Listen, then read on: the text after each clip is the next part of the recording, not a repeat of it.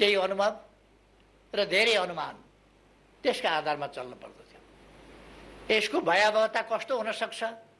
केही अनुमान थिए, विभिन्न प्रकारका अनुमान, कोही सकारात्मक, कोही आशावादी र कोही अत्यन्त निराशाजनक अनुमानहरू थिए। त्यसका बावजुद हामीले सुरुदेखि नै नागरिकको जीवन रक्षा गर्नु पहिलो कर्तव्य हो सरकारको, र जीवन पहिलो, अरू सबै कुरा भन्दा, अर्थतन्त्र भन्दा पनि, अरू सबै कुरा भन्दा पनि नागरिकको जीवन पहिलो, जनताको जीवन पहिलो। जनताको जीवन बचाउन सकियो भने शिक्षालयहरू चल्नेछन्, उद्योग कल कारखानाहरू चल्नेछन्, बन्द भयो भने केही समयपछि फेरि खुल्नेछन्। तर नागरिकको जीवन नै रहेन भने कुनै पनि कुरा सुचारू हुन सक्दैन, फेरि कुनै पनि कुरा चल्न सक्दैन। उद्योगहरू यदि केही समयका लागि बन्द भयो भने, नागरिकहरू सुरक्षित रह्यो भने फेरि केही समयमै पुनः सञ्चालन गर्न सकिन्छ। तर मानिसको जीवन रहेन भने त्यो फेरि पुनः सञ्चालन गर्न सकिँदैन। सबै कुरा मानिसका लागि, सबै कुरा मानवद्वारा। त्यसर्थ हामीले जीवनको सुरक्षालाई प्राथमिक महत्त्वमा राखेर हाम्रा सबै कोभिड विरुद्धका गतिविधिहरू सञ्चालन गर्यौँ। त्यसले गर्दा हाम्रा सही नीतिकै कारणले हामी असफल भएनौँ। तुलनात्मक रूपमा कम क्षति सामाजिक जनजीवनमा अथवा आर्थिक क्रियाकलापमा, आर्थिक वृद्धि दरमा, यद्यपि समग्र आर्थिक वृद्धि दरमा केही प्रतिकूल असरहरू परे, तर त्यसो भए पनि हामी ऋणात्मक दिशामा जान परेन। हाम्रा कृषि उपजहरूमा वृद्धि दर राम्रै रह्यो। अरू विभिन्न क्षेत्रहरूमा पनि हामीले कृषि दर, वृद्धि दर राम्रै गर्यौँ। हाम्रो व्यापार घाटा सन्तुलनतर्फ फर्काउने प्रयास गएको 77 सालमा पनि जारी रह्यो र हामीले व्यापार घाटाको ग्यापलाई कम गर्दै लाने दिशामा थोरै भए पनि केही सफलता प्राप्त गर्यौँ। अर्थात् गएको वर्ष हामीले सफलताको वर्ष नै मान्नुपर्छ, असफलताको वर्ष होइन। जसरी त्यसभन्दा अघिल्लो वर्ष हामीले राजनीतिक हिसाबले पृथकतावाद र पृथकतावादी सोचलाई देशबाट अन्त्य गरेर राष्ट्रिय एकतातर्फको एउटा महत्त्वपूर्ण सफलता हासिल गरेका थियौँ। संविधानको सर्वस्वीकार्यताको सन्दर्भमा महत्त्वपूर्ण पाइला चालेका थियौँ र सफलता प्राप्त गरेका थियौँ। यस वर्ष हिंसाको बाटो लिइरहेको समूहलाई शान्तिपूर्ण राजनीतिको मूलधारमा फर्काउने सफलता प्राप्त गरेर हामीले अर्को सफलता प्राप्त गर्यौँ कि अब देशमा हिंसाको राजनीति छैन, अर्थात् राजनीतिलाई हिंसाको माध्यमबाट आफ्ना उद्देश्य प्राप्त गर्ने तरिका अवलम्बन गर्ने कुनै समूह छैन। अर्थात् अब राजनीतिक अभिष्ट संवैधानिक र शान्तिपूर्ण राजनीतिको मूलधारबाटै प्राप्त गर्न सकिन्छ।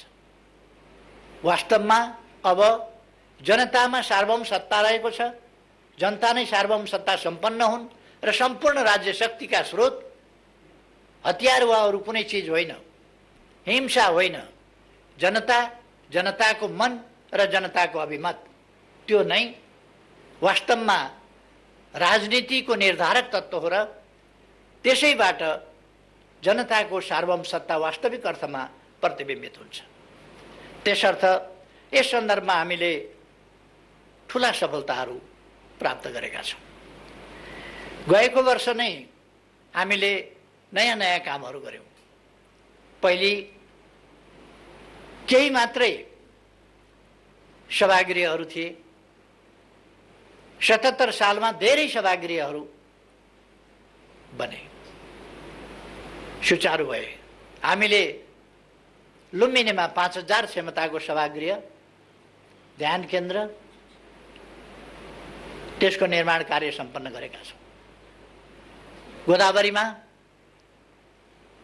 निर्माण कार्य 3000 क्षमताको सभा हलको, त्यसको पनि सकिसकेका छौँ।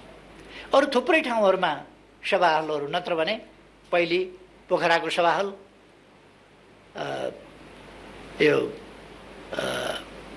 राष्ट्रिय सभागृह, प्रज्ञा प्रतिष्ठानको सभा हल लगायतका केही र अन्तर्राष्ट्रिय सभागृह, यति मात्रै थिए।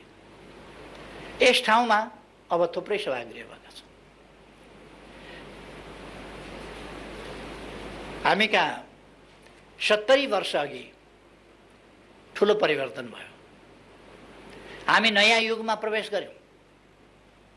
वास्तवमा भन्ने हो भने जनप्रतिनिधित्वको युगमा पुग्यौँ। तर जनप्रतिनिधित्वको युगमा आइसक्दा पनि हामीले जनप्रतिनिधिहरू सामेल हुने, सर्वोच्च संस्था निर्वाचित गरे पनि त्यो सर्वोच्च संस्था बसेर छलफल गर्ने, निर्णय गर्ने, देशका बारेमा, जनताका बारेमा, देश र जनतालाई कसरी सुविधा पुर्याउने, कसरी अगाडि बढाउने भन्ने सम्बन्धमा निर्णय गर्ने थलो सर्वोच्च विधायिका भवन, संसद भवन हामीसँग थिएन। गत वर्ष नै हामीले संसदीय भवनको कामलाई अगाडि बढाएका छौँ र त्यो हाम्रो नजिकै निर्माण भइरहेको छ। यस्ता थुप्रै निर्माण कार्यहरू सम्पन्न भएका छन्। हामीले थुप्रै जनतामा आशा जगाउने कामहरू गरेका छौँ। कतिपय कोणहरूबाट केही पनि भएन, केही पनि भएको छैन भन्ने हल्ला चलाउने, जनतालाई निराश बनाउने, जनतामा असन्तुष्टि भड्काउने प्रयासहरू भइरहे पनि सरकार त्यसबाट किञ्चित विचलित भएन। हामीले आशा जगाउने कामहरू, जनतामा आशा जगाउने कामहरू र सरकारका क्रियाकलापहरूप्रति भरोसा जगाउने कामहरू र भविष्यप्रति आशा र विश्वास जगाउने कामहरू लगातार गर्यौँ। हामीले बाटाहरूको सन्दर्भमा भन्ने हो भने थुप्रै बाटाहरू, दिनमा 5.5 किलोमिटरभन्दा बढी बाटो, प्रतिदिन 5.5 किलोमिटर बाटो बनेको छ यस बीचमा। र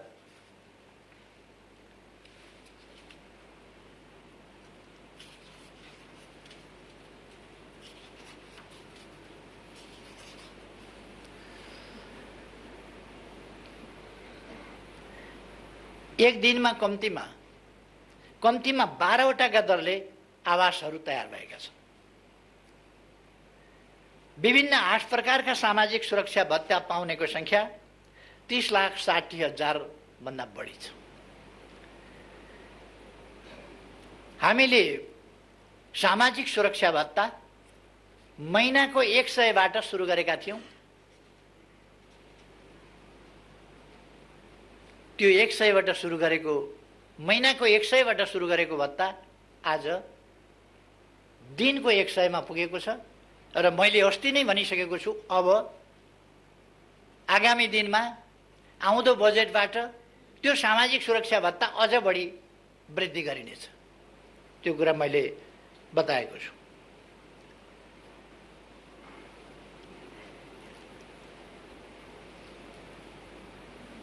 यस अवधिमा सामाजिक सुरक्षा भत्ता प्राप्त गर्ने संख्या थपिएको छ र त्यो लगभग 5 लाखको संख्यामा थपिएको छ।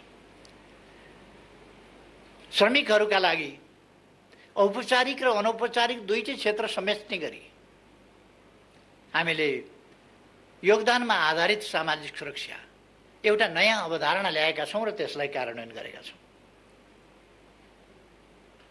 यो 2075 मङ्सिर 11 गतेबाटै हामीले सुरु गरेका थियौँ। यस्ता थुप्रै कामहरू हामीले गरेका छौँ। मैले सडकको कुरा गरेँ, 5.5 किलोमिटरभन्दा बढी सडक हामी प्रतिदिन निर्माण गरिरहेका छौँ।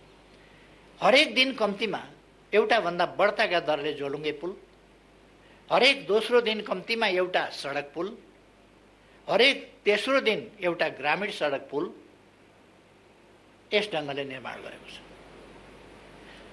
पूर्वमा जाने हो भने भद्रपुर गलगलिया मेची खोलामा पुल बनेको छ।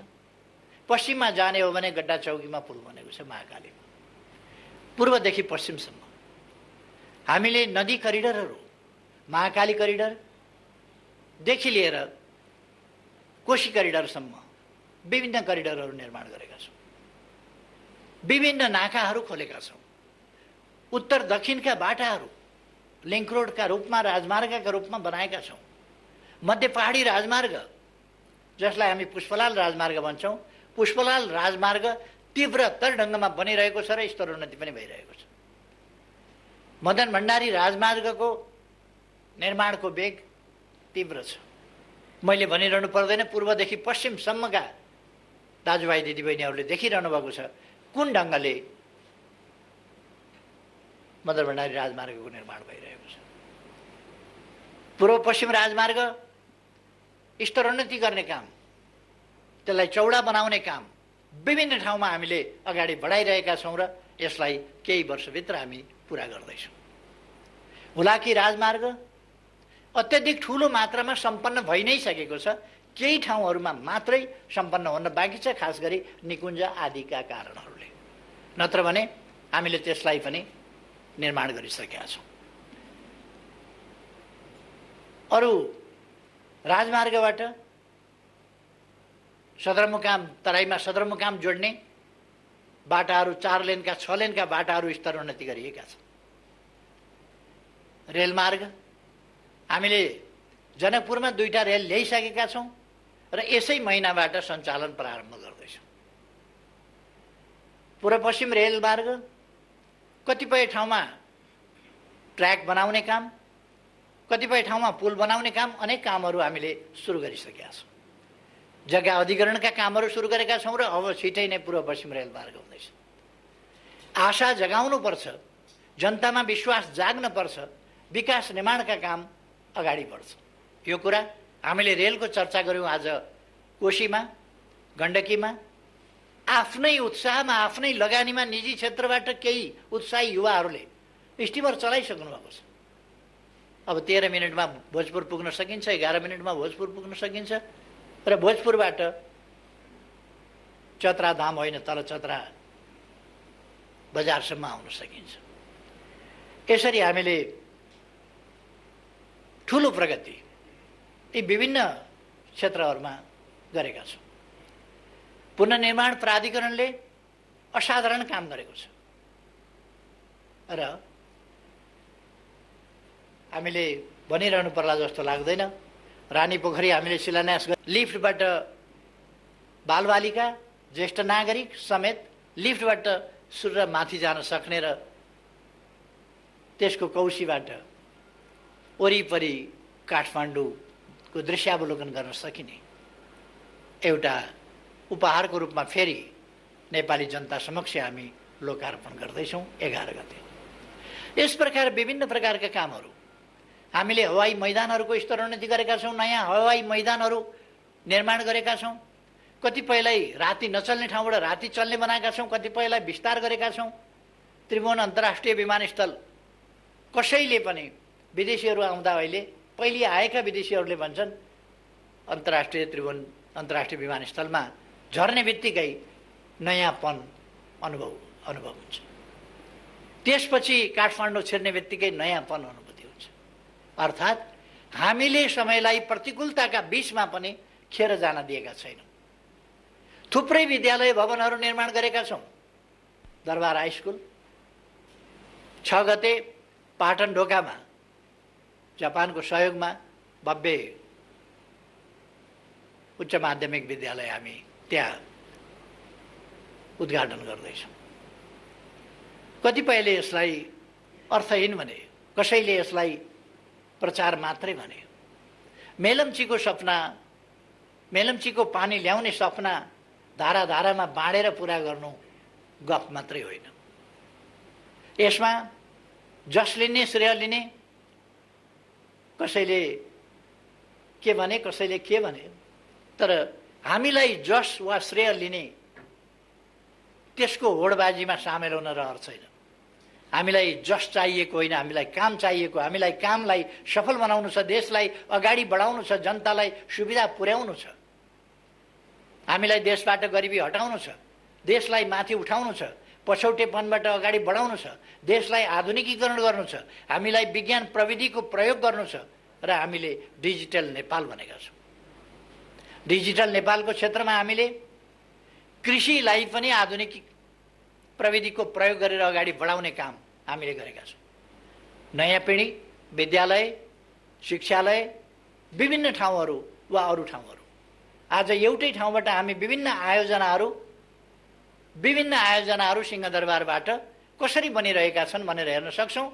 तामाकोसीको काम कस्तो भइरहेको छ, भैरवा एयरपोर्टको काम कस्तो भइरहेको छ, पोखरा एयरपोर्टको काम कस्तो भइरहेको छ, भेरी बबईको काम कस्तो भइराखेको छ, यी सबै कुराहरू हामी यहीँ सिंहदरबारमा बसेर हेर्छौँ। यी उपलब्धिहरू हामीले हासिल गरेका छौँ। यस सम्बन्धमा म धेरै जान चाहन्न, किनभने गत फागुन 3 गते 3 वर्ष कार्यकाल पुगेको सन्दर्भमा मैले सञ्चार माध्यमहरूसँगको ब्रिफिङमा भनेको थिएँ, अलिक सविस्तारमा ती कुराहरू बताएको थिएँ। त्यसकारण म त्यसमा गइरहनुपर्छ भन्ने लाग्दैन मलाई। अस्ति फागुन 3 गते मात्रै सविस्तार बताइएको छ, त्यसकारण म त्यसमा अहिले धेरै गइरहन आवश्यक ठान्दिनँ। हामीले पर्यटन क्षेत्र समस्याग्रस्त भएको देखेका छौँ र अब आगामी दिनहरूमा हामी पर्यटन क्षेत्रका कमीहरूलाई, त्यसलाई कसरी पुनरुत्थान गर्न सकिन्छ, पर्यटन क्षेत्रको र पर्यटन क्षेत्रलाई प्रभावकारी ढङ्गले अगाडि बढाउन सकिन्छ, त्यसमा ध्यान दिनेछौँ। तर त्यसका लागि र अरू आर्थिक क्रियाकलाप र तिनको सफलताका लागि म सबैमा आग्रह गर्न चाहन्छु, हामी कोभिडबाट सुरक्षित हुनु पर्यो। कोभिडका प्रोटोकल्स, त्यसका मापदण्डहरू, सरकारले जारी गरेका जानकारीहरू र सरकारले गरेका आग्रहहरूलाई पालना गरौँ र त्यसअनुसार आफू सुरक्षित बनौँ, अरूलाई पनि सुरक्षित बनाऊँ। त्यसो गऱ्यौँ भने हामी हाम्रो जनजीवनलाई पनि सुचारू बनाउन सक्छौँ। कतिपयले आजै लकडाउन हुन्छ, भरे नै लकडाउन हुन्छ, भोलि नै लकडाउन हुन्छ भन्ने हल्ला चलाएको देखिन्छ। सरकार सकेसम्म लकडाउनमा जान चाहँदैन, तर हामीले हेक्का राख्नुपर्दछ। युरोपका देशहरू, कतिपय देशहरू, विकसित भनिएका कतिपय देशहरू जब महामारी भत्तै फैलियो, त्यस्तो अवस्थामा लकडाउन गर्न बाध्य छ। दोस्रो चरणमा, तेस्रो चरणमा फैलिएको त्यो लहरबाट बच्नका लागि लकडाउनको सहारा लिनुपर्ने अवस्था छ। हामी चाहन्छौँ अहिले नै अरू विधिबाटै, हाम्रो सतर्कताको विधिबाट हामी परिस्थितिलाई बिग्रिन नदिउँ र त्यहाँ पुग्न नदिउँ भन्ने मैले आग्रह गरेको छु। अस्ति मैले बोल्दा लकडाउन गर्ने धम्की दियो भन्ने पनि केहीले भने। म धम्की कसलाई दिन्छु? म धम्की दिने हैसियत पनि राख्दिनँ, धम्की दिनुलाई उचित पनि ठान्दिनँ। मैले त्यस्तो अवस्था नआओस् भन्ने कुरामा हामीले ध्यान दिनुपर्छ। परिस्थिति बिग्रियो भने त्यहाँ पनि पुग्न सक्छ, त्यसकारण सजग हुनुपर्छ भनेर अपिल गरेको थिएँ। तसर्थ म आग्रह गर्न चाहन्छु, हामी सतर्क बनेर अगाडि जान आवश्यक छ। यसबीचमा हामीले जमिनहरूको digital map, digital soil map भनेर हामीले कुन जमिन कस्तो छ भन्ने कुराको अध्ययन यहीँबाट गर्न सकिने गरी सोइल म्यापिङ गरिसकेका छौँ। त्यसबाट हाम्रो जमिन कुन ठाउँमा केमा रुखो छ, केमा मलिलो छ, कुन बालीका लागि उपयुक्त छ जस्ता कुराहरूको माटोको परीक्षण, त्यही गएर माटो उठाएर ल्याउनु पर्दैन। हामीले मेसिनबाट, आकाशबाटै गरेको एक्सरेबाट ती कुराहरू सबै आउँछ। हामीले डिजिटलाइज गरेका छौँ मालपोत कार्यालयहरू, थुप्रै ठाउँहरूलाई हामीले डिजिटलाइज गरेका छौँ। नागरिक एप्स बनाएका छौँ। मैले अघि नै भने 77 साल असफलताको वर्ष होइन। त्यो राजनीतिक हिसाबले होस्, आर्थिक हिसाबले होस्, त्यसै गरेर सामाजिक क्षेत्रमा पनि यो सफलताको वर्ष रहेको छ। हामीले सडक बालबालिकाहरू यो 2078 सालभित्र सडक बालबालिका, सडक मानव र सडकमा भिक्षामदेही भन्ने स्थिति अन्त्य गर्ने त्यो कुराहरू पुरा गर्छौँ भनेर भनेका छौँ। अहिले नै 77 सालमै हामीले क्याम्पेन चलाएर, अभियान चलाएर सडक बालबालिका र सडक मानव नरहेको स्थिति बनाइसकेका छौँ। पूर्ण रूपमा हामी यस सालभित्र त्यो गरिसक्छौँ। जो बालबालिकाले अभिभावक गुमाएका छन् त्यस्ता बालबालिकाको अभिभावक सरकार छ। जो ज्येष्ठ नागरिकहरूले सहारा गुमाएका छन् उनीहरूको सहारा सरकार छ। जसले विभिन्न कारणले भिख मागेर हिँड्नु पर्ने स्थिति सिर्जना भएको छ, त्यो स्थितिको अन्त्य गर्न र वास्तविक अर्थमा त्यस्तो अवस्था छ भने त्यसलाई अन्त्य गरेर एउटा सम्मानित जीवन बाँच्न पाउने त्यस स्थितिको निर्माण सरकारले गर्छ भनेर हामीले भनेका छौँ। छाउपडी होस्, बोक्सी होस्, यसका विरुद्ध हामीले अभियान चलाएका छौँ। एसिड आक्रमणका विरुद्ध हामीले अध्यादेश, त्यो जरुरी कुरा बन्यो। समाजले त्यसमा सरकारको बढी ध्यानाकर्षण पनि गर्यो। त्यसकारण हामीले अध्यादेशबाट एसिड आक्रमण विरुद्धको कडा कानुन ल्यायौँ। बलात्कार, बलात्कार पछिका हत्या जस्ता कुराहरूलाई नियन्त्रण गर्नका लागि कानुन ल्यायौँ। अचम्म लडेर ल्याएको संसद, मुद्दा लडेर ल्याएको संसद चल्न नदिएर, संविधानले भनेको पहिलो दिन प्रस्तुत गर्न पर्ने अध्यादेश संसदमा प्रस्तुत गर्न नदिएर एउटा अप्रिय र अशोभनीय स्थितिको निर्माण भएको छ। एमसीसी, नेपाली कांग्रेस र नेकपा माओवादी सरकारमा हुँदा एमसीसी सम्झौता गरिएको थियो। त्यो निर्णयार्थ हामीले संसदमा टेबल गरेका छौँ र टेबलमा निर्णयार्थ प्रस्तुत गरिएको छैन। हामी त्यसको माग गरिरहेका छौँ र त्यसरी सरकारले प्रस्तुत गरिसकेपछि निर्णयार्थ प्रस्तुत नगर्ने भनेको संवैधानिक कुनै अधिकार कसैसँग हुँदैन, त्यो गर्नै पर्ने हुन्छ। तर संविधानै नमान्ने, जिद्दी गर्ने त्यो प्रवृत्ति हामी झेलिरहेका छौँ। हामी चाहन्छौँ फाटोको खेती होइन, आपसमा परस्परमा वैमनस्यता र घृणा होइन। आजको हाम्रो आवश्यकता राष्ट्रिय एकता हो। अनेकतालाई हटाएर, विमतिलाई हटाएर, दूरीलाई हटाएर निकटता कायम गर्ने, अनेकतालाई एकतातर्फ ल्याउने यी प्रयासहरू र राष्ट्रिय एकता कायम गर्ने र हाम्रा सम्पूर्ण सामर्थ्य र शक्तिहरू देश विकासका निम्ति प्रयोग गर्नुपर्ने आजको आवश्यकता। त्यस आवश्यकतातिर म सबैको ध्यानाकर्षण गर्न चाहन्छु। अब यस नयाँ वर्षमा हामी नयाँ कामहरू थालना गर्दैछौँ। अब केही समयपछि मेरो कित्ता भन्ने कार्यक्रम, जो किसानहरूका लागि आफ्नो धनीपूर्जा, आफ्नो कित्ता आफू बसेकै ठाउँबाट एप्सबाटै हेर्न सक्ने गरी मेरो कित्ता कार्यक्रम शुभारम्भ हुँदैछ। यस कार्यक्रमको केही घण्टाभित्रै अथवा हामी यस्ता कार्यक्रमबाट सुरु गर्दैछौँ जो आधुनिकीकरणतर्फको, डिजिटल प्रयोगतर्फको, प्रविधि सबभन्दा ताजा, सबभन्दा पछिल्लो प्रविधिको प्रयोग गर्दै अगाडि बढ्ने त्यस काममा हामी लागिरहेका छौँ। हामी आज पुरस्कृत, सम्मानित हुने, राष्ट्रिय जीवनका विभिन्न क्षेत्रमा विभिन्न ढङ्गले महत्त्वपूर्ण सेवा गर्ने राष्ट्रसेवकहरूदेखि लिएर समाजसेवीहरूसम्म, उद्यमी व्यवसायीहरूसम्म विभिन्न तह तबकाका महानुभावहरूलाई सम्मानित गर्ने कार्यक्रम पनि यसपछि तुरुन्तै गर्दैछौँ। मेरो किता भन्ने कार्यक्रम एकैछिनमा सुरु गर्दैछौँ। यस्ता थुप्रै कार्यक्रमहरूबाट आजै हामी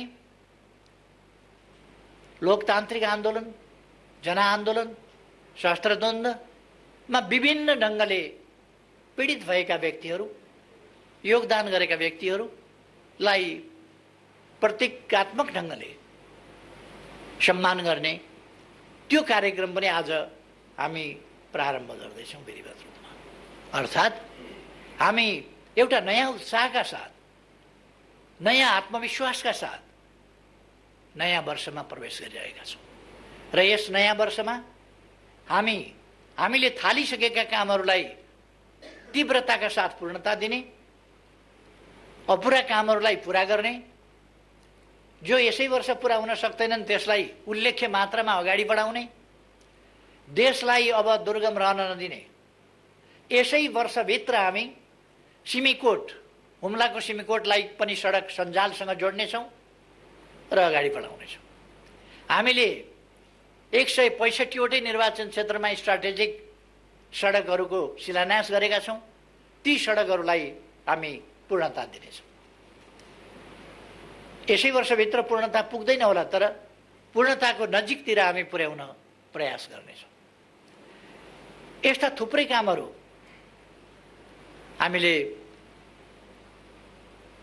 397वटा हस्पिटलहरू शिलान्यास गरेका छौँ। तिनको निर्माण कार्यलाई तीव्रता दिनेछौँ।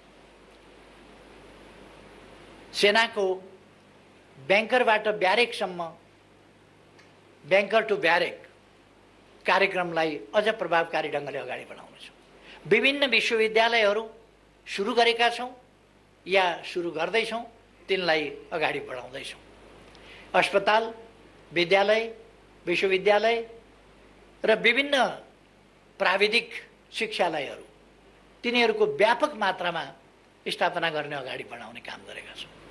अहिले जनताको मनोबल उठेको छ, आत्मविश्वास बढेको छ, नेपाली हुनुको गर्व अनुभूति भएको छ।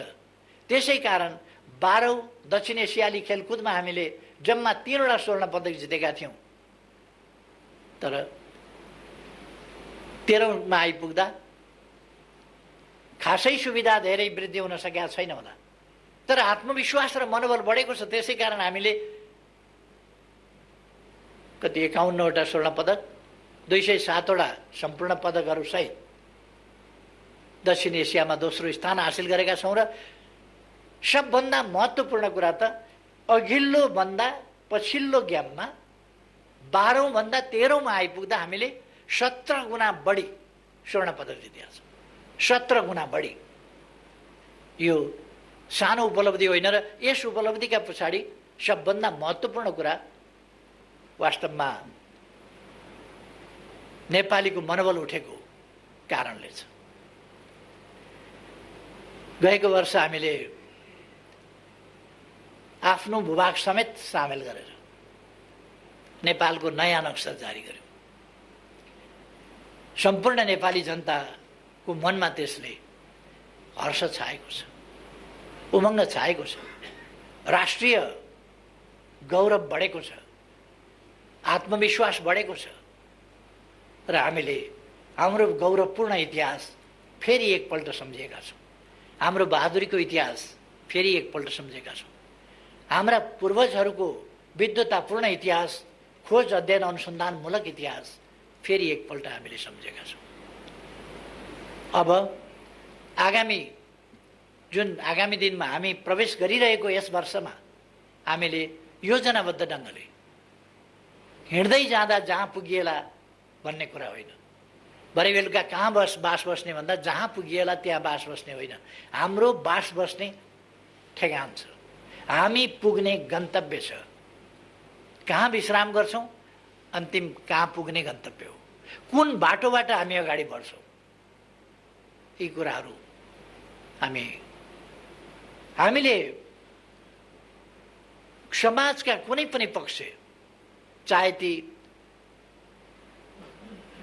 सेवाका पक्ष हुन्, चाहे पर्यटनका पक्ष हुन्, चाहे उद्योगका पक्ष हुन्, चाहे कृषिका पक्ष हुन्, गएको फागुन 10 गतेदेखि 16 गतेसम्ममा मात्रै 7वटा प्रदेशमा हामीले ठुला ठुला नयाँ औद्योगिक क्षेत्रहरूको शिलान्यास गरेका छौँ र आमन्त्रण गरेका छौँ दुनियाँलाई कि यहाँ लगानी गर्नुहोस्। लगानीका निम्ति शान्तिपूर्ण वातावरण निर्माणको हिसाबले अनुकूल वातावरण बनेको छ र श्रम समस्याहरूको सम्बन्धमा एउटा राम्रो वातावरण बनेको छ। श्रमिक, श्रमदाता र सरकारका बीचको समन्वय र सहकार्यमा नै तत्क्षेत्रका कानुन नीति नियमहरू निर्माण गर्ने र त्यस क्षेत्रलाई सहज ढङ्गले विकासको मार्गमा अगाडि बढाउने कामहरू भएका छन्। ती कामहरूलाई आगामी दिनमा हामी अझ तीव्रताका साथ अगाडि बढाउनेछौँ। म यस घडीमा सम्पूर्ण दाजुभाइ दिदीबहिनीहरूलाई विभिन्न प्रकारका हल्लाहरूका पछाडि नअल्मलिन, राष्ट्र निर्माणका काममा ढुक्कले आत्मविश्वासका साथ अगाडि बढ्न, निराशा जगाउन खोजिएका प्रयासहरूलाई अस्वीकार गर्न र आशावादिता आफूमा लिएर अगाडि बढ्न सबैमा हार्दिक आग्रह गर्न चाहन्छु। हामी सबैको निष्ठा देशप्रति, देशका जनताप्रति, हामी सबैको निष्ठा मानव जातिको सर्वोपरि हितको रक्षाप्रति। हामीले अन्तर्राष्ट्रिय क्षेत्रमा हाम्रा राष्ट्रिय हितहरूलाई रक्षा गर्दै, तिनीहरूलाई सम्वर्धन गर्दै र हामीले भनेका छौँ राष्ट्रिय हितको प्रश्नमा जहिले पनि न्यायोचितता र अन्तर्राष्ट्रिय उत्तरदायित्व यी पक्षहरूलाई हामीले बिर्सनु हुँदैन। न्याय बिनाको या न्यायरहित राष्ट्रिय हित राष्ट्रिय अहङ्कार हुन सक्छ अथवा अन्यायपूर्ण राष्ट्रिय हित हुन सक्छ। त्यस कुरामा हामी सजग हुनुपर्छ। हामी आफू पनि न्यायसहितको र अन्तर्राष्ट्रिय उत्तरदायित्व सहितको शान्तिको पक्षको, न्यायको पक्षको, विकासको पक्षको, समानताको पक्षको यस्तो अन्तर्राष्ट्रिय सम्बन्धको पक्ष पोषण गर्छौँ र अरू सबै विश्वसँग पनि हामी त्यही अपेक्षा गर्छौँ। विश्वलाई शान्ति आवश्यकता छ, विकासका निम्ति शान्ति आवश्यकता छ, मानवीय सुखका निम्ति, निर्भय वातावरणका निम्ति, अमन चयनका निम्ति शान्तिपूर्ण वातावरण आवश्यक छ। त्यसकारण हामीले शान्तिपूर्ण वातावरण अरू कसैले निर्माण गर्ने होइन, दुनियाँका विभिन्न देशका नेतृत्ववर्गले यसमा गम्भीरताका साथ सोच्नु पर्दछ। अबको विश्वलाई हामीले भयमुक्त विश्व, त्रासमुक्त विश्व, समानतायुक्त विश्व, मानिसले सम्मानजनक जीवन जिउन पाउने विश्व, जैविक र मानवीय आवश्यकताको न्यूनतम न्यायोचित परिपूर्तिबाट प्रारम्भ गरेर सम्पूर्ण आवश्यकताहरूको यथोचित न्यायोचित परिपूर्ति र सुरक्षित र सम्मानित जीवन, यस्तो विश्व बनाउनका निम्ति म आग्रह गर्न चाहन्छु। हामीले हाम्रो सामाजिक जीवनका कुनै पनि क्षेत्रलाई छोडेका छैनौँ, बिर्सेका छैनौँ भनेर मैले भने। चाहे अपाङ्गता भएका व्यक्तिहरूको सन्दर्भ होस्, अशक्तता भएका व्यक्तिहरूको सन्दर्भ होस्, अथवा सामाजिक जीवनका अरू क्षेत्रहरूको, युवाहरूका भावनाको कुरा होस्, युवाहरूका समस्याहरू समाधानको कुरा होस्, त्यसप्रति सरकार सजग छ र सजगताका साथ युवा शक्तिलाई साथ लिएर अगाडि बढ्न चाहन्छ। हिजो द्वन्द्वका कारणले गाउँ बस्न सकेनन्, हिजो द्वन्द्वका कारणले सहर आएर पनि धर भएन, जीविका चल्ने स्थिति भएन र विदेश जाने एउटा सिलसिला सुरु भयो र त्यसले लहरको रूप लियो। अब आज त्यस्तो अवस्था होइन। विदेश बढी असुरक्षित छ, विदेश बढी कष्टपूर्ण छ। त्यसकारण हामी देशभित्रै बसौँ, देश निर्माणका काममा जुटौँ, उपलब्ध रोजगारीका अवसरहरू प्रयोग गरौँ र उपलब्धको प्रयोग गरौँ, उपयुक्तको खोजी गरौँ। सरकार रोजगारीका अवसरहरू युवाहरूलाई उपलब्ध गराउन चाहन्छ र उपयुक्त रोजगारीका अवसरको खोजी गर्दै ती पनि उपलब्ध गराउन चाहन्छ। त्यसकारण म आग्रह गर्न चाहन्छु हाम्रो युवा समुदायसँग, जो रोजगारी उपलब्ध छ त्यसको प्रयोग गरौँ। उपयुक्त प्रकारको रोजगारी यो होइन भन्ने ठानिएको छ भने त्यो क्रमशः उपलब्ध रोजगारीको प्रयोग गर्दै जाँदा हामी त्यसलाई प्राप्त गर्न सक्छौँ र भोलि देशको विकाससँगै रोजगारीका अवसरहरू, रोजगारीका अवसरसँगै देशको विकास अन्योन्याश्रित ढङ्गले अगाडि बढ्नेछ। हामी ओलाङचुङ गोलाको बाटोबाट तिब्बत जोड्ने कुरा होस्, किमा थाङ्खाको बाटोबाट तिब्बत जोड्ने कुरा होस्, दक्षिणतर्फ त हामीले बाटाहरू जोडेका छौँ, थुप्रै पुलहरू निर्माण गरेका छौँ। अब डुबानका समस्या हामी समाधान गर्दैछौँ। हामी चाँदनी दोधारामा 10 क्युमेक्स पानी लगेर शारदाको ब्यारेजबाट पानी, त्यहाँको टनेलबाट, शारदाको टनेलबाट, क्यानेलबाट पानी उपलब्ध गराउँदैछौँ। त्यसर्थ म आशावादिताका साथ अगाडि बढौँ भन्छु। सुनकोशी मरिन डाइभर्सन हामीले शिलान्यास गऱ्यौँ। 31 मेगावाट विद्युत समेत त्यहाँबाट निस्किँदैछ। र मैले भनेको छु, जब हामी सुनकोशीमा ड्याम बाँध्न थाल्छौँ, सँगसँगै अरू सबै काम थालिनुपर्छ र सुनकोशीको ड्याम पुरा भएका दिन सुरुङ पनि तयार भइसकेका हुनुपर्छ, पावर हाउस पनि तयार भइसकेका हुनुपर्छ, पावर हाउसबाट निस्किएको बिजुली बोक्ने ट्रान्समिसन लाइन पनि तयार भइसकेका हुनुपर्छ, बागमतीमा बाँध पनि बाँधिसकेका हुनुपर्छ र त्यो बाँधेको बाँधबाट खेतसम्म पानी लाने नहर पनि खनिसकेका हुनुपर्छ। यो तालमेलका साथ काम अगाडि बढेको हुनुपर्छ भनेर मैले निर्देश पनि गरिसकेका छु। यसले मैले पहिले प्रदेश नम्बर 2 को प्रदेश सभालाई सम्बोधन गर्दा भनेको थिएँ कि हामी सुनकोशीको पानी पहाड पाल पारेर त्यहाँ सुरुङ खनेर मरिनमा झार्नेछौँ र सिँचाइ गर्नेछौँ। 1,85,000 बिघा, त्यसबाट 12 रौतहट, सर्लाही, महोत्तरी, धनुषाका 1,85,000 बिघा जमिन त्यसले सिँचाइ गर्दैछ। अर्को आयोजना हामी सुरु गर्दैछौँ त्यहाँ सुनकोशी कमला डाइभर्सन, जसबाट 1,70,000 बिघा थप सिँचाइ हुनेछ। अर्थात् तराईको मोटामोटी सिँचाइको समस्या पुरा हुनेछ। त्यसलाई हामी पुरा गर्नेछौँ र कृषिको आधुनिकीकरणमा यसले ठुलो योगदान पुर्याउनेछ। तमर, चिस्याङ, नौमुरे जलविद्युत आयोजनाबाट, त्यो बहुद्देश्य आयोजनाबाट गरिने कपिलवस्तु लगायतको सिँचाइको प्रबन्धदेखि लिएर अरू थुप्रै कामहरू भेरी बबई तयार हुने लागेको छ र हामी बाटा निर्माणहरूको सन्दर्भमा पनि, सडक निर्माणको सन्दर्भमा पनि र आवश्यकता परेमा अरू प्रकारका पनि फास्ट ट्र्याक अगाडि बढिरहेको छ र त्यहाँ पनि लामा लामा 2टा टनेल बन्दैछ। हामी टनेल युगमा प्रवेश गर्नका लागि बाटाको क्षेत्रमा यो थानकोट नौबिसे सडक, त्यसबाट पनि देखिएको छ हामी टनेल युगमा प्रवेश गरेका छौँ। अब काठमाडौँवासीलाई एउटा सजिलो के पनि भएको छ भने टनेल निर्माण कसरी भइरहेको छ त्यो हेर्न जाने, टनेल कसरी निर्माण हुँदो रहेछ, कसरी अब टनेलबाट नौबिसे छिर्ने, नौबिसेबाट काठमाडौँ छिर्ने, त्यो बाटो 3-4 किलोमिटरको बाटो भएर कसरी आउँदैछ, यस्ता कुराहरू। उत्तर दक्षिण रेल, उत्तर दक्षिण बाटा र यिनीहरूमा पनि टनेलको प्रयोग, यी कामहरू पनि हामी गर्दैछौँ। अथवा नेपाल एकपछि अर्को गरी नयाँ युगमा प्रवेश गर्दैछ।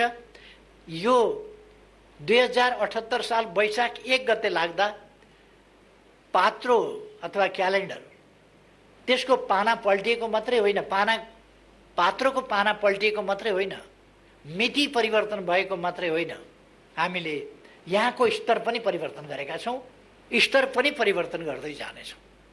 यस आशावादिताका साथ अगाडि बढौँ भन्ने म सबैमा धेरै धेरै आग्रह गर्न चाहन्छु र फेरि एकपल्ट सम्पूर्ण नेपाली दिदीबहिनी तथा दाजुभाइहरूमा कोभिड-19बाट सावधान रहन, यसको बचावका उपायहरू गर्न, बालबालिकाहरूलाई पनि बचाउन, ज्येष्ठ नागरिकहरूलाई पनि बचाउन अगाडि बढौँ। हामीले खोपको सुरुवात गरिसकेका छौँ। 18.5 लाख